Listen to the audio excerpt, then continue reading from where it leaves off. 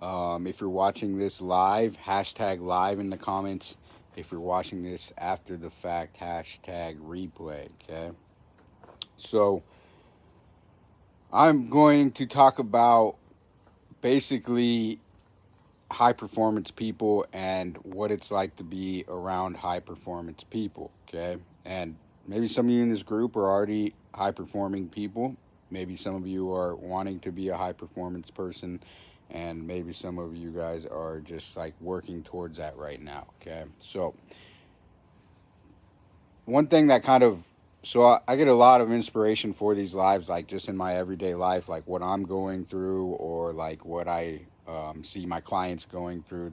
These are where my lives really come from. So, um, one thing I'm noticing right now. So I'm actually staying with my sister-in-law right now. I'm gonna show you her house here.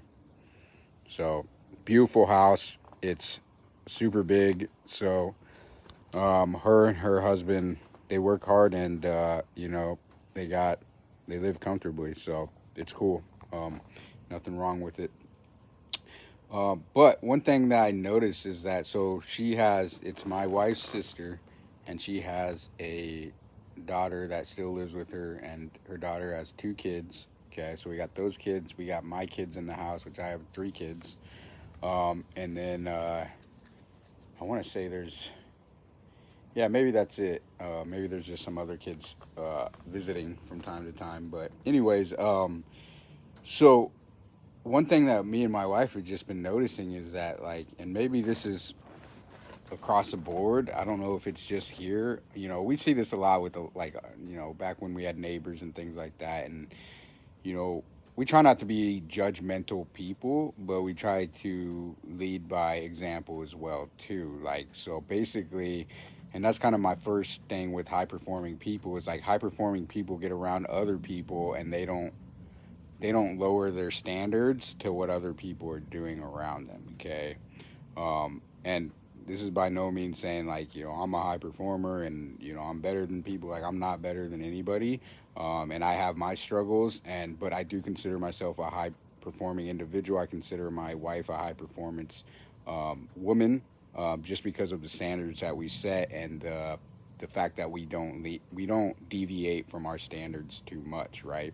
And that's one thing you'll notice with high performing people, is they don't deviate their standards to accommodate their environment, right? So if other people are not on the same level as them, you're not seeing high performing people coming down to the level to make the other people feel good, right? They stay up here and they wait, and possibly encourage the other people to come up to their level. And if they don't want to, and they don't, that's cool. Like, you don't have to try to get people to be like you, or try to get people to do what you're doing, like, because you can only control what you can control, right? Like, so controlling other people and expecting people to change for you, like, that's just a waste of time, a waste of energy. Like, don't even go down that road, right? And hopefully you guys are old enough in the group, or just been through enough that you understand that by now. If you don't, like, again, just don't waste your time with it.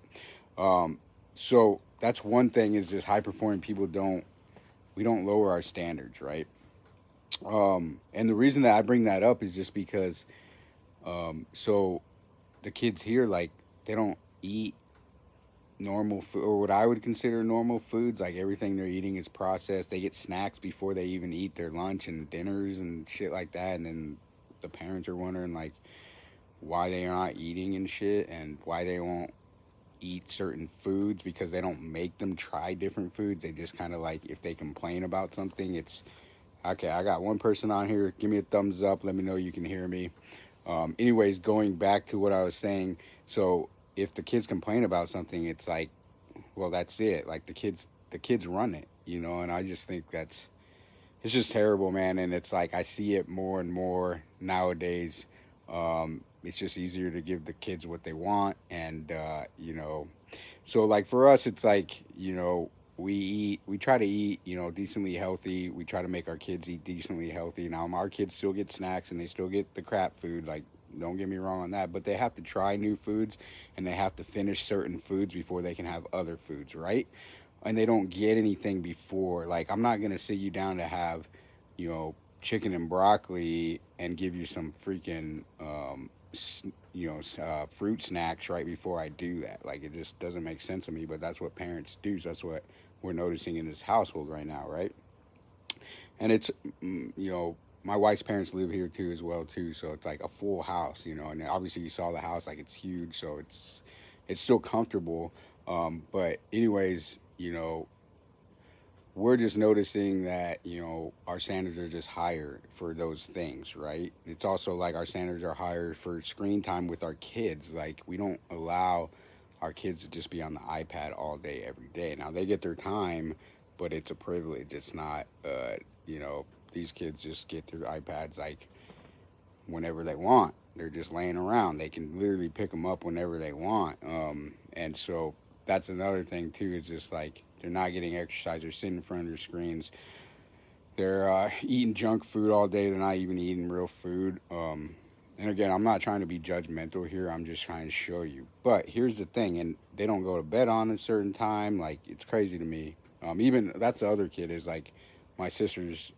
Sometimes my wife's parents will watch my brother-in-law's kid, so my sister's brother's kid, right? And she's the same exact way. Like, doesn't really eat that good. Doesn't have a bed. I'm like, she's 4 years old. She don't have a bedtime. Like, what is this shit? Um, but here's the good news: is that because we live here right now, and for the time being, the adults have seen how my wife and I interact with not only our kids, but like what standards we set for ourselves as far as our routines, our habits, and they're leveling up to us. Okay, so instead of us going, "Oh, this is a shitty situation, so we're just gonna come down here right now," they're all leveling up to us. So the kids are all going to bed at the same time my kids are going to bed. The food choices are getting better. The kids are getting more active. So all of these things, because we're letting them level up as opposed to coming down to them. And they're seeing, the good in what we're doing with our kids, not only for the kids, but like for themselves too. Because when the kids have a bedtime, guess what? It's parent time at that point, right? Okay, go to bed so mommy and daddy can have their time, right?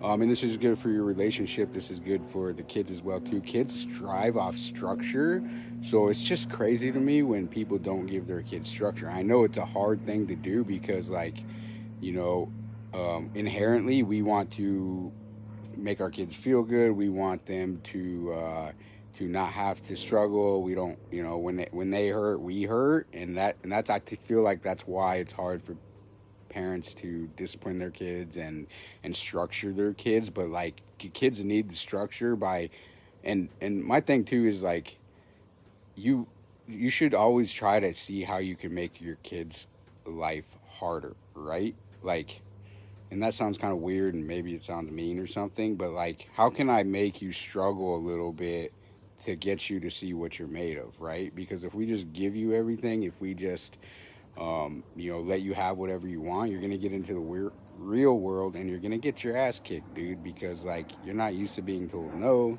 you're not used to having to work for things, you're not used to having to go through the shitty parts of life. Like, in all honesty, my situation right now is not ideal. It's actually kind of shitty and it's like wearing on me, but I'm also making the best of my situation. And like, this isn't even that much of a shitty situation. Like, I've been in way far worse crappy situations. This is just an inconvenience, right?